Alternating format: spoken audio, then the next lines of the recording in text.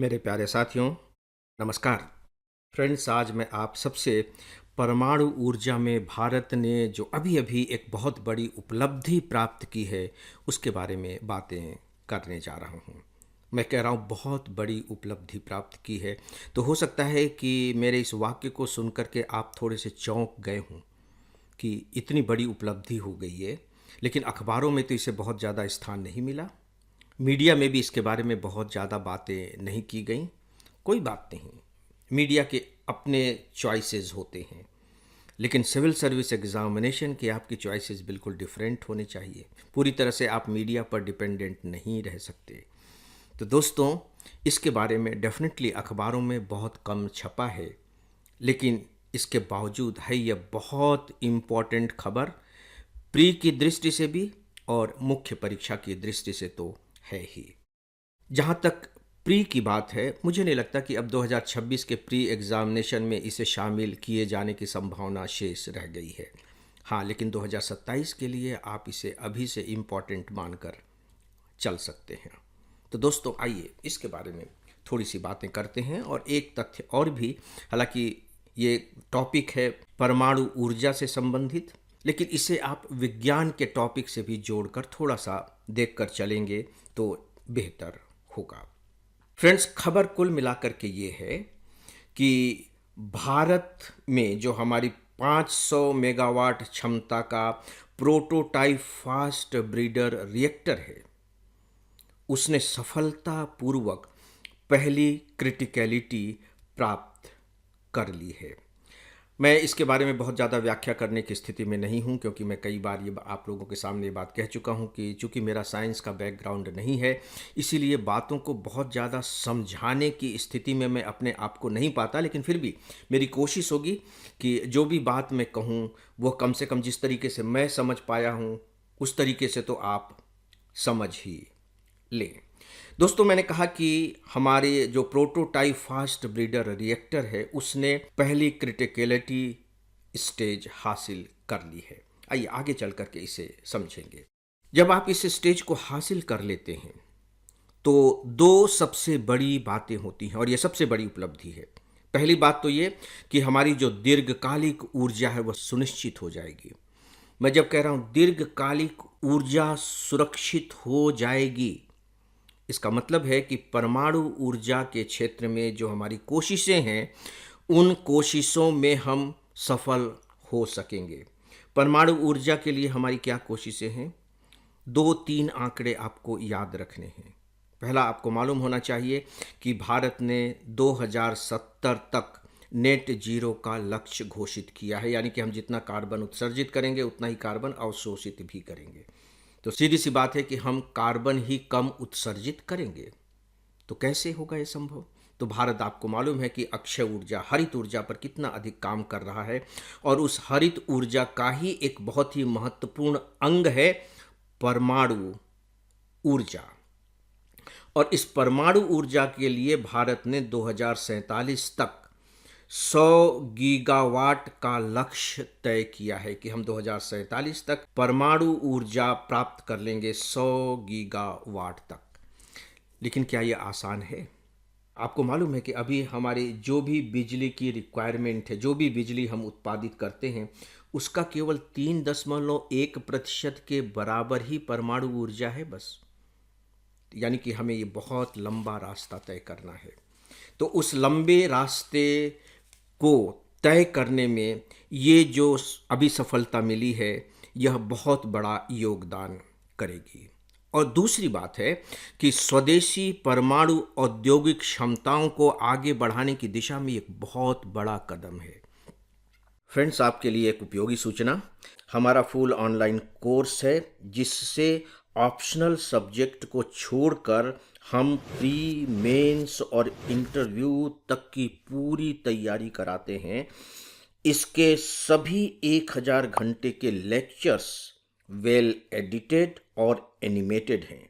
इसके जो 90% लेक्चर हैं, मैंने तैयार किए हैं, और मैं स्पेशली बताना चाहूँगा कि हमने इसमें पढ़ाया नहीं है बल्कि समझाया है। आपको इसकी पूरी जानकारी हमारे मोबाइल ऐप और हमारी वेबसाइट पर मिल जाएगी।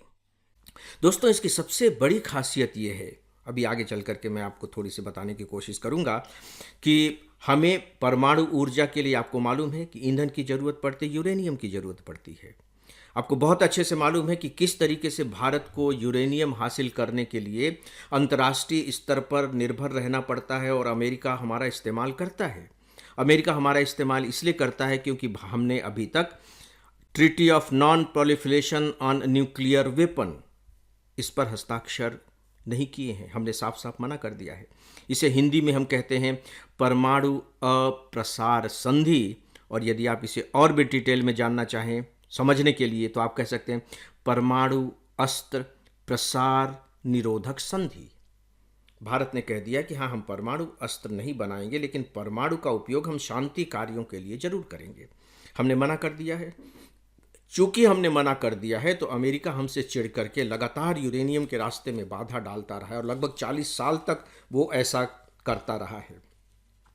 कुछ शर्तों के साथ फिर 2018 में जाकर के अमेरिका और भारत के बीच सिविल न्यूक्लियर डील हुई थी।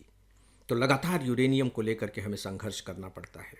ये जो शोध हुआ है, यह शोध इस मायने में हमें आत्मनिर्भर बनाएगा, क्योंकि अब हम केवल यूरेनियम पर डिपेंडेंट नहीं रहेंगे। ऐसा कैसे हो सकेगा वो हम देखेंगे। इस शोध में सफलता पाने वाला दुनिया का अभी तक एकमात्र जो दूसरा देश है, या कह लीजिए पहला देश, अब हम दूसरे हो गए, वो रशिया है। दूसरे बहुत से देशों ने, बड़े बड़े देशों ने, जिनके नाम बहुत बड़े बड़े हैं, उन्होंने ज़बरदस्त रूप से कोशिश की कि वो भी इसमें सफलता प्राप्त कर लें, लेकिन वे सफल नहीं हो सके। क्या आप उन देशों का नाम जानना चाहेंगे? जी हाँ, अमेरिका ने कोशिश की, फ्रांस ने की, ब्रिटेन ने की, जापान ने की, चीन ने की, लेकिन इस तकनीकी को विकसित करने में वे असफल रहे। भारत सफल हो गया है और ये पूरी तरह से हमारी स्वदेशी तकनीकी है। तो दोस्तों, इस प्रकार से कहीं न कहीं हम ऊर्जा कार्यक्रम से संबंधित जो प्रौद्योगिक क्षमता है उसमें भी बहुत बड़ी सफलता हासिल कर सके हैं। दोस्तों, इसका जो सबसे इम्पॉर्टेंट पॉइंट है, मैं बहुत बेसिक पर जा कर के आपसे थोड़ी बात करना चाहूँगा कि हमारे यहाँ जो परिकल्पना की गई है खासकर परमाणु ऊर्जा के बारे में, वह 3 चरणों वाले ऊर्जा कार्यक्रम की परिकल्पना है। और आपको मालूम है कि 1950 के दशक में इसकी परिकल्पना की थी होमी जहांगीर भाभा जी ने। तो ये 3 चरण क्या हैं? ये जो तीनों चरण हैं, इन तीनों चरणों का संबंध परमाणु ऊर्जा के लिए जिस ईंधन की आवश्यकता है उससे है। देखिए, पहले चरण में बिजली पैदा करने के लिए प्रेशराइज्ड हैवी वाटर रिएक्टरों में यूरेनियम का इस्तेमाल होता है। अब हमें यूरेनियम चाहिए। दूसरे चरण में प्लूटोनियम फास्ट ब्रीडर रिएक्टरों में विखंडन से गुजरता है। जो प्लूटोनियम है वो फास्ट ब्रीडर रिएक्टरों में विखंडन से गुजरता है। और तीसरे चरण में यूरेनियम का इस्तेमाल थोरियम के साथ प्रतिक्रिया के लिए होता है। और आपको मालूम है कि हमारे यहाँ थोरियम के बहुत ही विशाल भंडार हैं। काफ़ी थोरियम भारत में अवेलेबल है। यदि आपने कभी रॉकेट बॉय वेब सीरीज़ देखी हो तो वो होमी भाभा जी और विक्रम साराभाई पर ही बनी हुई वेब सीरीज है, आप देखिएगा। तो उसमें उन्होंने थोरियम की बात की है, किस तरह से वो नेहरू जी को कन्विंस करते हैं परमाणु ऊर्जा कार्यक्रम के लिए। वहाँ आपको जानने को मिलेगा। कभी वक्त निकाल सकें इंटरटेनमेंट के लिए सही तो आप देखने की कोशिश कीजिएगा।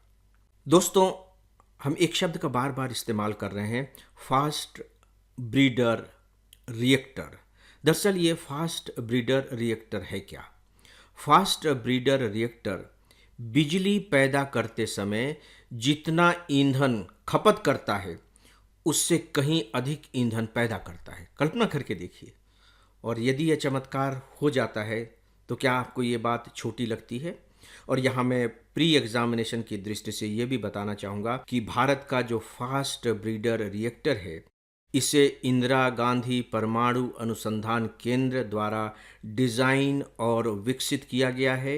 इस रिएक्टर की क्षमता 500 मेगावाट है और यह बिजली उत्पन्न करने के लिए विभिन्न चरणों में यूरेनियम, प्लूटोनियम और थोरियम का इस्तेमाल करता है। दोस्तों, इस दृष्टि से यह अपने आप में एक बहुत बड़ी उपलब्धि मानी जा रही है। एक दो बातें यहाँ आपको और ध्यान में रखनी होंगी। प्री एग्जामिनेशन की दृष्टि से मुझे लगता है कि एक दो बातें आपको और मालूम होनी चाहिए। जिस रिएक्टर की मैं बात कर रहा हूँ, प्रोटोटाइप फास्ट ब्रीडर रिएक्टर, ये कलपक्कम में स्थित है। कलपक्कम। और कलपक्कम किस स्टेट में है, याद आ रहा है? ये तमिलनाडु में है। और इस शोध के माध्यम से क्रिटिकली स्टेज को हासिल करने में लगभग 20 साल लगे हैं। तो दोस्तों, ये थी इसके बारे में कुछ इम्पॉर्टेंट खबरें, और मुझे लगता है कि अगर आपको इसके बारे में डिटेल में कुछ और पढ़ने को मिलता है तो आपको बाकायदे ध्यान से पढ़ना चाहिए। और यदि आप इसके ऊपर संभव हो सके तो छोटा सा नोट्स भी तैयार कर लें, प्री की दृष्टि से भी और इस साल के मुख्य परीक्षा की दृष्टि से भी। दोस्तों, इस विषय पर बस इतना ही, और अब आज के इस डेली ऑडियो लेक्चर को यहीं समाप्त करता हूँ। नमस्कार।